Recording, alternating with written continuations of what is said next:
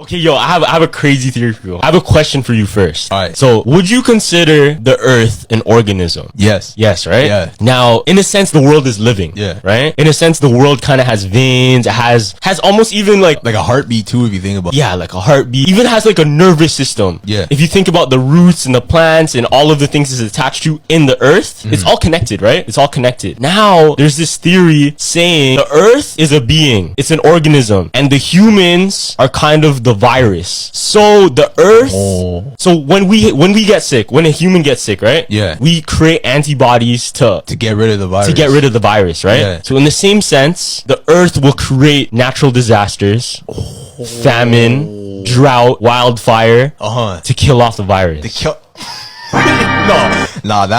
That's crazy. Yo, That's crazy to think about. Just think about it, bro. We hurt the Earth, right? Yeah. We're doing worse for the Earth than the better. And look at all the Tell you, man, we got to stop pissing off Gaia. She's getting mad. But honestly, if you think about it, so if you believe like everything the way that we're told, outer space, spherical Earth, all that stuff. So the way that science has it laid out, let's assume you follow that. In reality, I mean, everything's kind of set up against us, right? Like everything's basically out to get rid of us. Everything hurts us. I mean, everything can make us sick. Everything can cause harm to us. Everything, not just on Earth, but like everything within like the galaxy, the universe. Like everything is so chaotic. I mean, you think about it, that's really what survival of the fittest is. It's a dangerous place. So I don't really know if the Earth is really just trying to get rid of us. I mean, obviously it's a living organism, so it does, protect itself, but I don't know, I think it's kind of a cool theory, right? I mean, we're all just kind of like a pest to something else, I guess. So in my last video on sound, I talked about how the vocal cord is just an emotional transmitter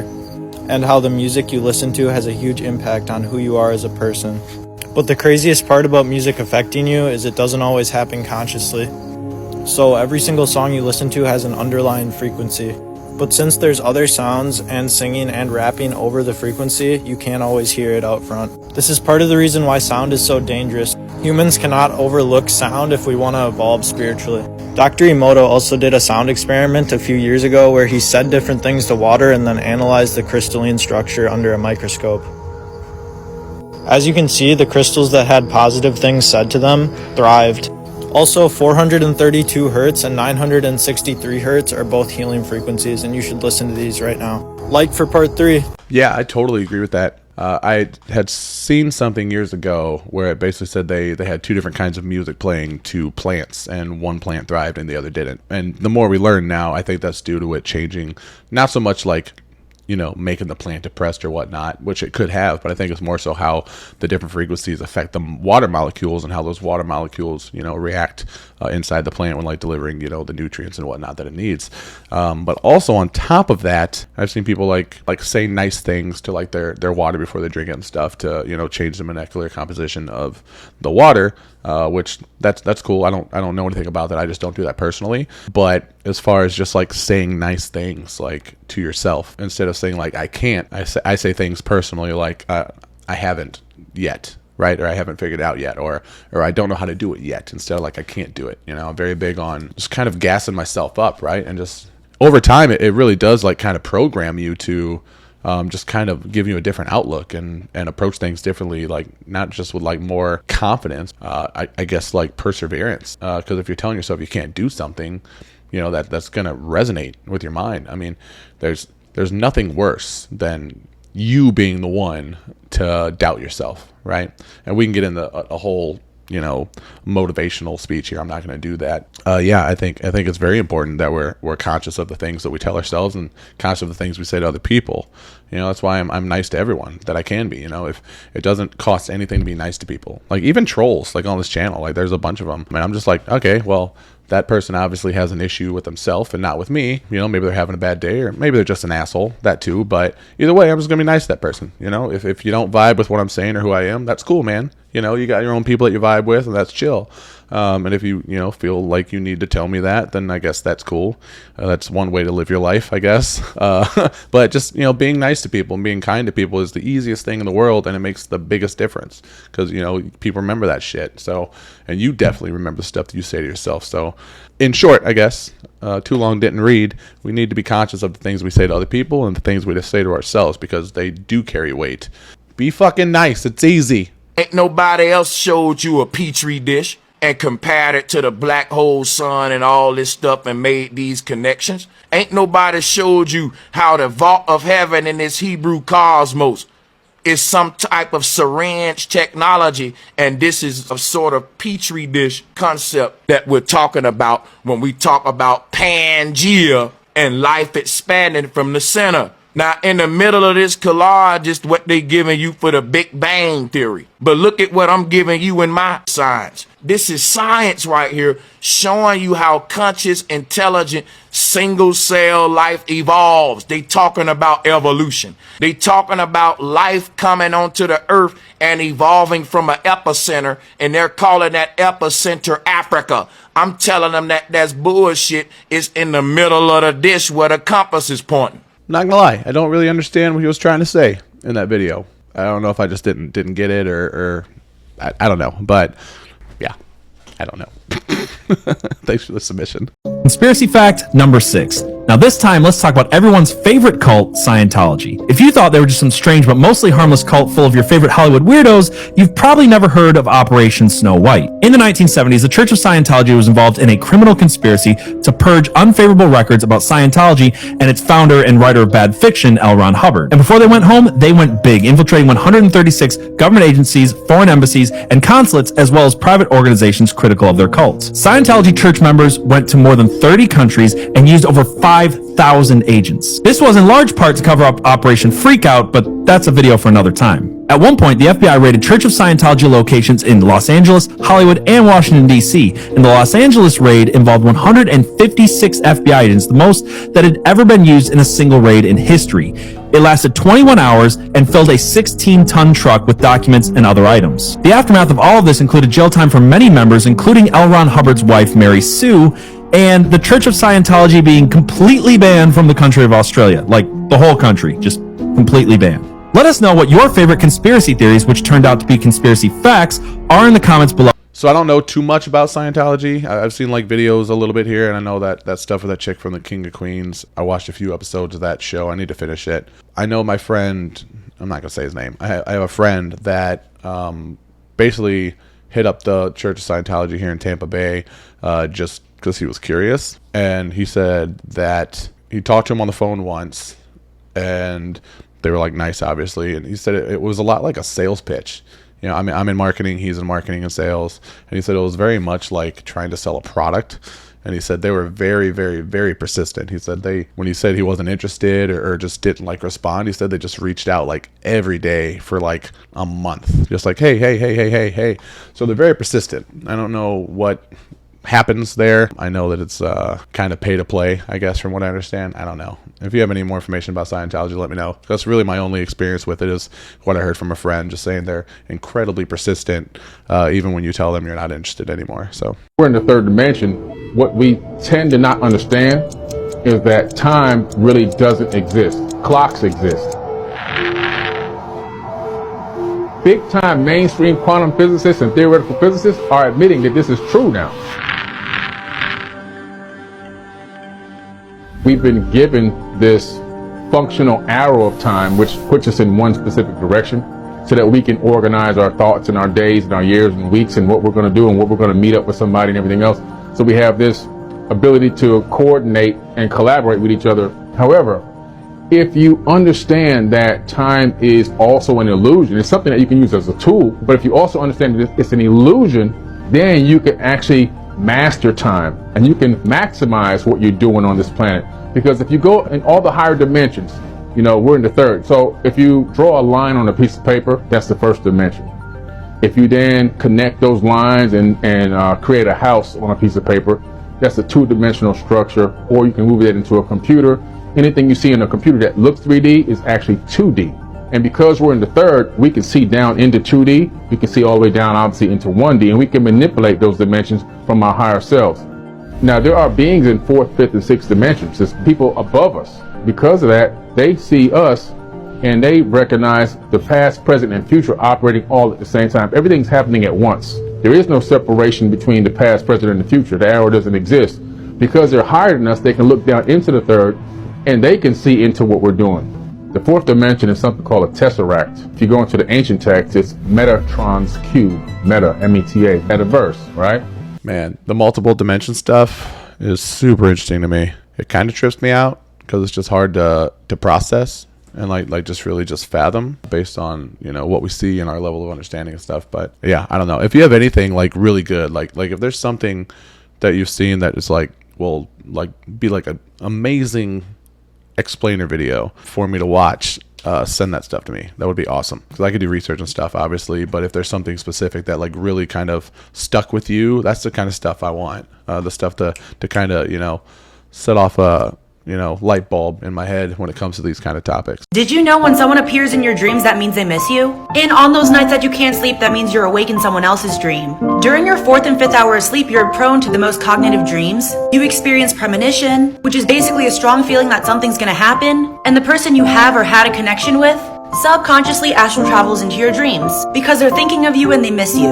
And don't worry if you can't sleep at night, because Japanese legend says when you're having one of these nights, it's because you are awake and active in someone else's dream. Well, that's kind of wild to think. I haven't been able to sleep at all like these past 2 nights. Like I'm like struggling today after work.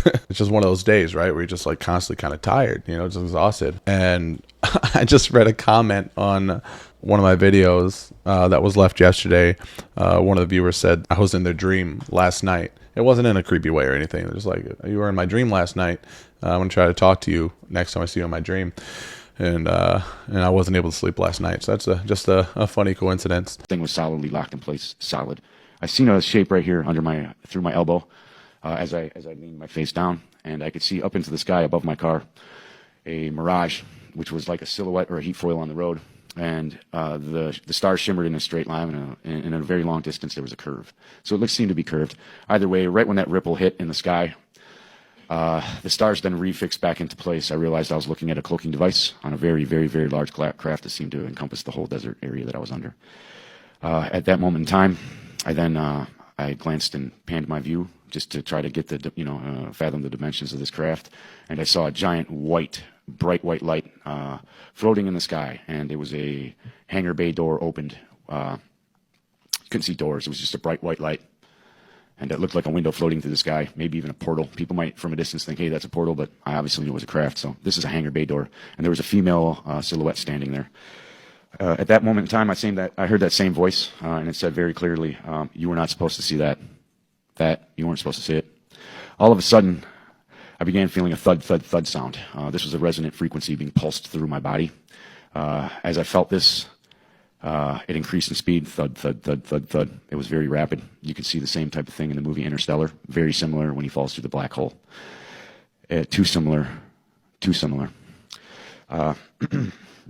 As this thud resonated in my body, I felt my molecular... I hate when those videos cut off when people are in the middle of describing something. But what he said, talking about it being too similar to the movie Interstellar. I mean, we all know that they show us things, and they tease us with things that are like reality, but like in movies and stuff, right? Either to just like fuck with us, or either rub it in our face, or just try to warm us up to the idea of something. But to see a cloaked ship like the size of the desert area he was in, like he didn't see any stars until the ship moved, and then the stars just like appeared because there was something blocking the view until it moved out of the way. That is nuts. That is insane. The Mandela effect that's going to blow your mind. This time it's about the Macarena. Yes, the dance that everybody knows, everybody's danced it, everybody's heard the Macarena before. Just to go over it quickly, the Macarena.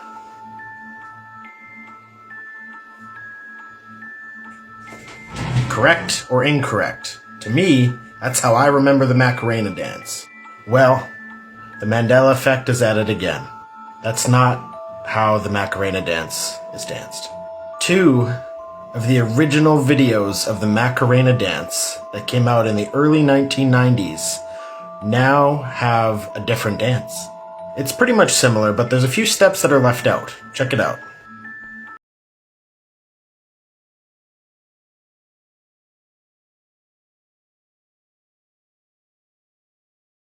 So as you can see, the steps going from here to this, and then the cross across the chest, that doesn't exist anymore.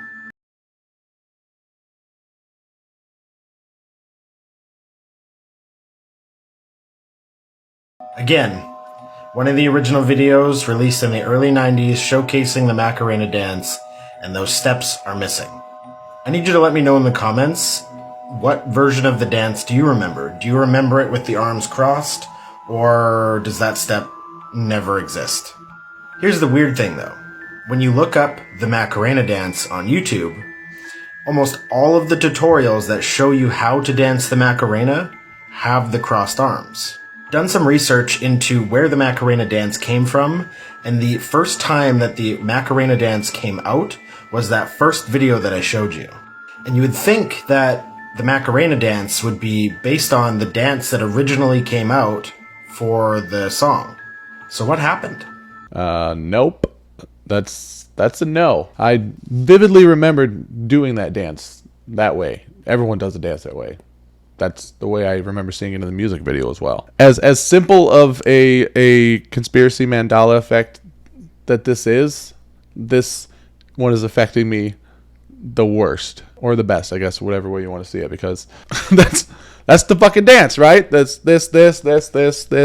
Then you fucking shake your ass and jump when the guy says, ah! I don't know, man. If you did the dance different and you remember it differently, please tell me, because this is actually flipping my shit right now, because I have never ever seen any other version of this other than the one that this band is describing that I think we all grew up with.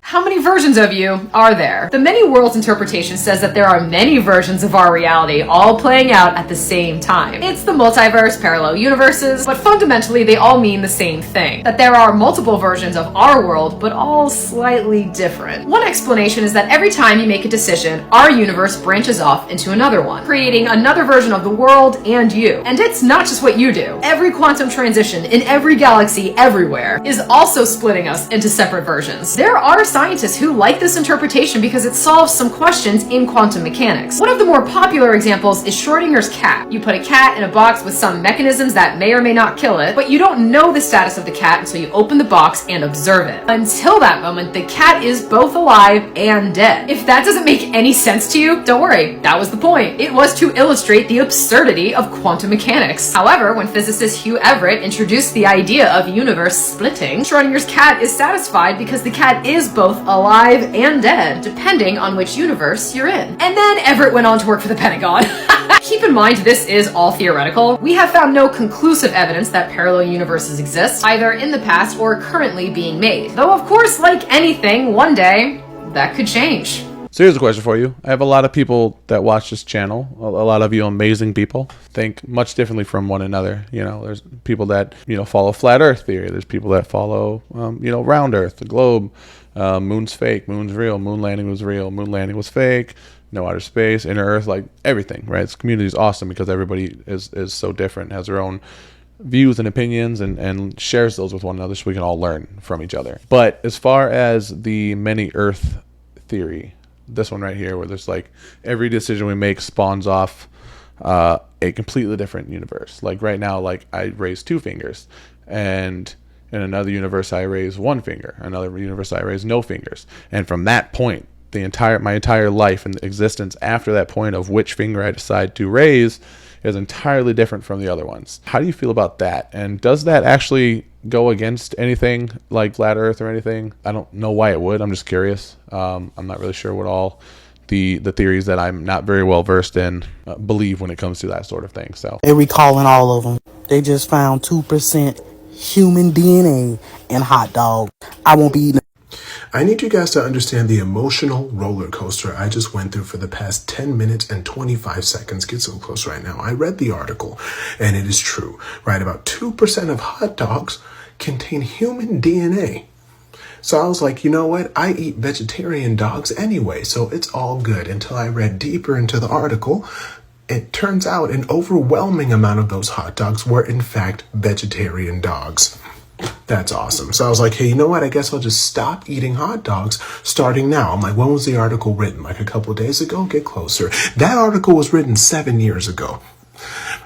It's still prevalent now, meaning that it's already too late. At this point, I don't even know how much human DNA that I have accidentally consumed. Does that make sense? I don't know I have no idea what to do right now. I've been drinking water for the past like 10 minutes because that is my like default go-to right now. I wouldn't freak out. I know that we share like a ton of our DNA with bananas. Like we share DNA with animals, we share DNA with literally bananas. Which I don't know if you know this, but bananas were actually manipulated by humans. The bananas we eat now, that's not the original banana. It was like cross-pollinated. It was like made. Kind of like the Anunnaki made us. We made bananas based off of a different fruit that was harder to eat. But yeah, hot dogs, man. I don't care. I just went to a ball game over the weekend. Ate the fuck out of a hot dog. Bring it. Bring it on. We're all a bunch of hot dog eating cannibals around here. I'm sorry. Scientists just did what? They created the Matrix. What do you mean they just created the Matrix? Wait, the Matrix is real? Oh, hell yeah, bitch. And they're not playing this time. So you know that game Pong, right? The one where like you have to make sure that the little dot doesn't fly off out into space somewhere. You have to use your paddle going up and down to make sure that shit doesn't move. Well, scientists just took a bunch of human brain cells, put them on some electrodes, and made them play Pong. And girl, it only took them 5 minutes to figure out how to play. And let me tell you something. Once they figured out how to play, that's when the news was revealed. They weren't just playing a game of Pong. They believe they're the paddle. These human brain cells are actually in a matrix, believing that they are the paddle that hits the dot. They think that they're the paddle. Just like they're outside the game, playing the game, but they don't know they're outside the game playing the game. You know? I was already in an existential crisis. I didn't need this on top of it. Because, bitch, what if that's what we're doing right now? What if that's what's going on right now? We're outside of this game somewhere playing this game. It's just a fucking game. And all our family and friends are like, wake up, wake up, wake up, wake up. You're stuck in the game. And we're like stuck in this matrix. And I'm done. This is it. That's okay. The matrix is real. Everybody. That's it. We're done. The matrix is real. Congratulations. You live in a matrix. It's so weird. I'm in this weird place where I 100% believe in simulation theory and that this is a simulation, but also 100% believe that it's not. I know that doesn't make any sense, but I mean, honestly, what the fuck does make sense? Ontario forestry companies are spraying a carcinogenic herbicide over huge swaths of our province. Look at this spray truck. This is a cut block that was harvested recently. You see all this cloud of shit coming out of the back. They're spraying with an herbicide and just going back and forth in loops. This was sent to me by a moose hunter near Temiskaming, Ontario, which is just to the north of North Bay. This is on Crown land. And he got in touch with me because he was super concerned because he's a moose hunter and him and his family essentially survive on moose meat. You can see a moose in the same field, same trail camera. I believe he said this is the exact same night that they sprayed. And the moose is feeding out on the vegetation where they just sprayed. Here's a better shot with the same trail camera. You can see the moose feeding on this deciduous tree right here. And so both him and me called in to the company and asked them what was up because there's signs everywhere in this area saying that they're spraying. This was the sign that was in the area. There's a number on it. So the hunter called, I called.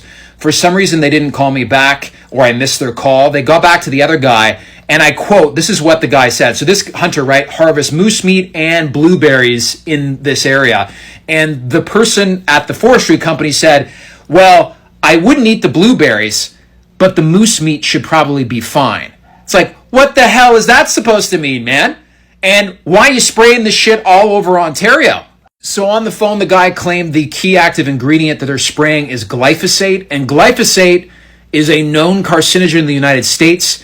Monsanto had to sell itself to its larger German competitor Bayer because Monsanto was facing billions and billions of dollars of lawsuit settlements from human beings in America who got cancer from glyphosate exposure. It was proved beyond a reasonable doubt in the court system, and Monsanto was going to go bankrupt because of all these lawsuits. So the fact that we're spraying this I checked online, it's estimated that every year they spray about 90,000 hectares of Crown land in Ontario, which is about 250,000 acres. Now, I'm pro-forestry, right? Forestry, when done correctly, is a very sustainable resource, and it's actually really good for improving wildlife habitat. There are many, many creatures, moose included, that actually benefit when cut blocks are made in the thick boreal forests here in Ontario. There's even an article, so this is the most recent Ontario Out of Doors, the hunting annual. There's literally an article in here called Tales from the Cut Over. You can see here, and it's about, so logged areas produce big game and lifelong memories is the subtitle of the article. It's saying that cut blocks are great places to hunt because wildlife love them. But if you're spraying these cut blocks with a carcinogenic herbicide, dousing it, and the forestry company is saying don't eat the blueberries, well, what about all the other wild animals that are there? And it's interesting that they said on the phone that I wouldn't be worried about the moose meat. It's being shown in the industrial animal agriculture system that even though animals that eat feed that's being sprayed with glyphosate is probably bad for the animal itself, it breaks down the gut barrier. It can cross the blood-brain barrier, and obviously it's known in mammals to be carcinogenic, as is being proven in the United States. But glyphosate is metabolized in the body. It binds to copper and manganese, and it doesn't actually end up in muscle fibers. But just because it's safe to eat the moose meat, what about all the other creatures in the forest? Are these mooses having fertility problems? Are they getting cancer at a higher rate? What about the frogs and the salamanders and the turtles and the insects and the birds and everything else? What about people harvesting blueberries there? So the forestry company has set this guy and myself a 100-page deck on the herbicide that they're doing, and there's a bunch of studies in there, so I'm going through and digesting this information right now. I'll make another video as soon as humanly possible on what that deck says, but this is highly concerning to me that 250,000 acres of Ontario is being doused with glyphosate every year. This is our land. You know who owns Crown land in Ontario? Taxpayers, Ontario residents. We shouldn't have these companies, this is my hypothesis, they don't need to be dousing these lands in a carcinogenic herbicide. Yeah, I don't know anything about that. So based on my zero knowledge of this topic on why they would do this or the benefits of it, I have to wonder, like, why would they be spraying like a wild area to get rid of insects? I don't know. I have no information on this, but I mean, this guy in this video obviously knew way more than I do, and he doesn't understand it either. So if you understand it, please let me know in the comments, or if you're in the Discord, let's talk about it in there at a greater length, because I don't know how to approach this, but it does seem very strange. How long have we been alive? You're Echo generation, so you're 3. Delta means you're 4. 3. The whole reason you exist is because everyone wants to live forever. It's the new American dream. And there's people out there that are rich enough to pay anything for it. Don't people care that they kill us? That they take parts from us? They don't know. They think you're vegetables simmering in a jelly sack. Why do you think Merrick has you stuck in an old military bunker below ground? He doesn't want anybody knowing the truth, especially not your sponsors. Sponsors? The people that had you made. They, own you. But why doesn't Merrick want our owners to know that we're alive? Just because people want to eat the burger doesn't mean they want to meet the cow. So what's your take on that? Do you think that's actually happening? Do you think they're basically just like cloning people or keeping people in like labs or just creating people in order to like harvest their organs? I mean, we know that they can clone organs. We know they've successfully cloned like livers and body parts like that for transplants, right? At least supposedly for transplants. But do you think they're doing this with whole humans and just basically like just breaking pieces off of them when they need them? Imagine the US government detonating nuclear bombs in space. Did you know about Operation Fishbowl? A top-secret Cold War mission in 1962, part of the larger Operation Dominic. The goal? test high-altitude nuclear explosions. 5 tests were conducted, with the highest reaching 400 kilometers above Earth. These tests created dazzling auroras and radioactive mess. But here's a twist. Some believe the operation aimed to ignite the atmosphere, or even break through the so-called filament. Luckily, the Limited Test Ban Treaty was signed in 1963, banning nuclear tests in the atmosphere, outer space, and underwater. Can you believe this wild theory about Operation Fishbowl? Let's explore more. What do you think was really happening for Operation Fishbowl? What do you think they were trying to accomplish with that? Do you think they were trying to break through the firmament? Do you think they were trying to maybe shoot at something in space that they didn't tell us is there, that was maybe coming to try to harm us? What do you think was happening? The darkest conspiracy theories. The advanced ancient civilization. This theory says that at the time of the Egyptians, the civilization was far more advanced than it is now. And this is also how the pyramids could be explained. Because why are the pyramids in the exact same order as the stars in the Orion's belt? And what is more interesting, why is the speed of light and the altitude of the pyramids the exact same number? So many apparent coincidences, and they don't stop there. Because look at the motherboard of a modern computer, and compare this to the lineup of the pyramids. Do you see a certain pattern here? Or is it just another made-up theory? I think. I'm not obviously a scholar or anything, but I think that the pyramids predate the Egyptians, at least the ancient Egyptians that we talk about that supposedly built the pyramids. I think that they stumbled upon them. I think that they basically made some cosmetic changes to the Sphinx once they stumbled upon it. But I think the Egyptians stumbled upon the pyramids and just kind of started building around those structures that were there, right? I think they just settled there. But that's what I think. What do you think? Let me know what you think of ancient technologies and the Egyptians and what happened and what didn't happen. People can actually watch this footage and believe it's real. Houston, we've had a problem. Main B, bus undervolt. Roger, main B undervolt. Stand by 13, we're looking at it. So tell me, everybody, why haven't we been back? I'd go to the moon in a nanosecond. The problem is we don't have the technology to do that anymore. We used to, but we destroyed that technology, and it's a painful process to build it back again. Now, I want you to think about the absolute crazy amount of progression there has been in the last 50 years with technology. It's a painful process to build this again. Is that foil? Let's not forget the phone call transmitted from the moon to the president. Hello, Neil and Buzz. I'm talking to you by telephone from the Oval Room at the White House. And this certainly... That's the most telling part to me, because you can't even put film through certain scanners at the airport without destroying it, but you could transmit all the way from the moon to the Earth through the Van Allen radiation belt.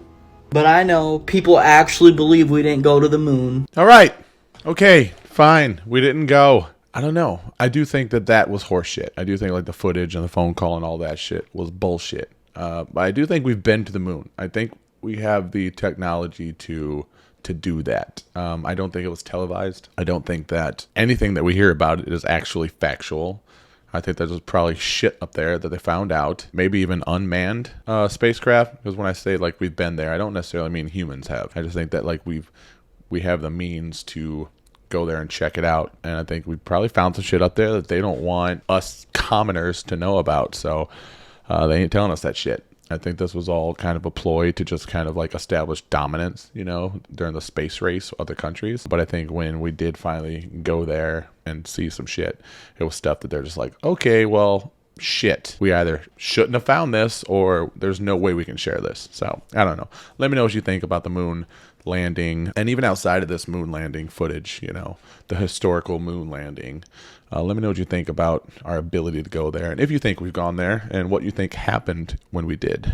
But all right, thanks for watching, guys. That's today's video. I want to apologize for any, you know, disconnect in this video. My internet has been going out for 2 days like crazy. I actually shot the second half of this video the day after I started recording it. I even put on the same shirt so you wouldn't tell, but I figured I'd tell you because it's a different energy, different lighting and shit, because this is essentially a two-parter. So if it's a little shorter, that's why as well. They're fixing my internet right now, so back to normally scheduled programming soon. I hope. But thanks for watching. If this is your first time here and you like what you saw, or even if you didn't like what you saw, give me another chance, because this was so hard to record this video. There's so many technical difficulties, and all the other ones are way better, I promise. But Lucid Crew, you guys are awesome. Everyone in the Discord, everyone, dropping super chats, all that stuff. You guys are fucking amazing. I appreciate you. Thank you for the support, and I will see you next time. Peace.